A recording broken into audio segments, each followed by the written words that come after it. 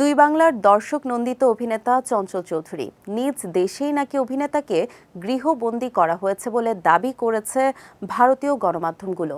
11 December কলকাতার দৈনিক সংবাদ প্রতিদিনের এক্সক্লুসিভ প্রতিবেদনে এমন তথ্য দাবি করা হয়।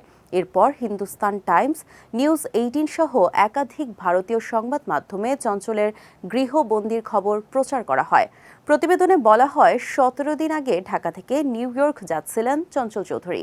দুবাই হয়ে নিউ ইয়র্ক যাওয়ার কথা ছিল অভিনেতার, কিন্তু বিমান ছাড়ার কিছুক্ষণ আগে কয়েকজন বিএনপি নেতা ও সেনা সদস্যরা বিমানে উঠে চঞ্চলের কাছে জানতে চান তিনিও কি দেশ ছেড়ে পালাচ্ছেন। জবাবে অভিনেতা বলেন, কাজের জন্যই নিউ ইয়র্ক যাচ্ছেন তিনি। এরপরই নাকি অভিনেতাকে বিমান থেকে নামিয়ে গৃহবন্দী করা হয়। বর্তমানে নিজের বাড়িতেই রয়েছেন চঞ্চল। ভারতীয় গণমাধ্যমগুলোর এসব মনগড়া প্রতিবেদনে কোনো বিশ্বস্ত সূত্র কিংবা চঞ্চলের বক্তব্য তুলে ধরেনি। এমনকি অভিনেতার ঘনিষ্ঠ কারো বক্তব্য উল্লেখ নেই সংবাদে। এদিকে মিথ্যা সংবাদ প্রচারে বেশ বিব্রত চঞ্চল চৌধুরী। বিষয়টি নিয়ে অভিনেতা বলেন, এমন কোনো ঘটনাই ঘটেনি আমার সঙ্গে। এই খবরের কোনো সত্যতা নেই, পুরোপুরি মিথ্যা খবর এটা। এমনকি গত কয়েক মাস যাবৎ কোনো সাংবাদিকের সঙ্গেই আমার কথা হয়নি। কিভাবে এ ধরনের সংবাদ প্রকাশ করা হলো তা আমার জানা নেই।